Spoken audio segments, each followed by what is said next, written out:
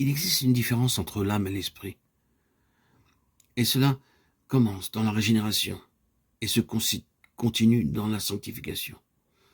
L'expiation se transforme en une puissance de sanctification de cette manière. Il y a dans l'esprit né de nouveau une recherche de sainteté aussi bien qu'un désir nouveau du Seigneur. Lorsque l'esprit est renouvelé et vivifié, quelque chose se produit. L'esprit lui-même est ce qui, dans l'homme, est l'image ou la ressemblance de Dieu. Il avait été mort, c'est-à-dire il avait été séparé de sa vie en Dieu. Il avait cessé de fonctionner d'une manière divine. Le Saint-Esprit, en vertu de l'expiation, l'a premièrement renouvelé et vivifié. Et lui a donné aussi la vie divine, la vie éternelle, en Christ. Il l'a ainsi fait un, de nature et en communion avec Dieu. L'Esprit ainsi transformé est cette semence, ou a cette semence de Dieu, de laquelle l'apôtre dit qu'elle est incapable de pratiquer le péché. Elle ne peut pécher. Ce nouvel homme intérieur ne peut pas commettre ni pratiquer le péché. Le problème pour beaucoup d'enfants de Dieu, c'est qu'il y a dans l'homme deux natures et deux sources de vie.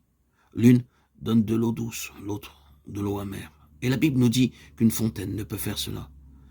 Le noir éthiopien peut-il changer sa peau ou le léopard ses taches? Jérémie 13, 33. Il doit donc y avoir deux fontaines. L'âme, qui est la fontaine de la vie naturelle, est empoisonnée et impure. Elle est toujours disposée au mal, comme la chair qui est en elle. L'âme est ce qui, en nous, doit être continuellement soumis, gagné et définitivement sauvé. Pour nous, nous ne sommes pas de ceux qui se retirent pour leur perte, mais de ceux qui gardent la foi pour sauver leur âme. Hébreux 10, 39. L'esprit est enclin au bien. Il se dirige naturellement en haut. La vie qui est en lui le fait graviter vers sa source, Dieu.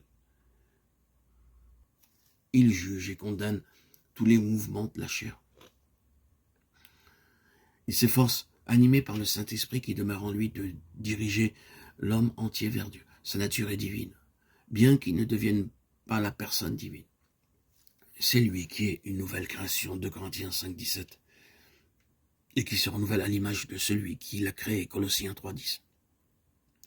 Comme nous l'avons dit ailleurs, tout cela est une réalité plus profonde que la vie et les mouvements de l'âme.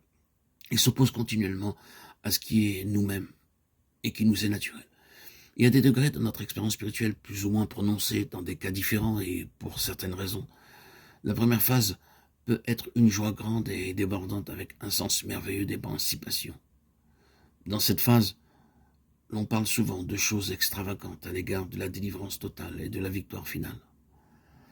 L'entrée du Saint-Esprit nous donne souvent un gage de la bénédiction suprême. Cet esprit que nous avons reçu, qui est en nous, nous donne ce gage, cette bénédiction suprême. Il est ce gage et sa venue dans l'esprit humain est célébrée avec gloire. Il pourra suivre ensuite, et cela arrive souvent, une phase durant laquelle le conflit intérieur sera le trait essentiel. Il pourra s'y manifester beaucoup des expériences de Romains 7. Cela nous conduira sous la main du Seigneur à plusieurs autres choses. Premièrement, à la connaissance plus complète de la signification de notre identification avec Christ, comme dans Romains 6. Heureux est l'homme qui aura été enseigné en cela dès le commencement.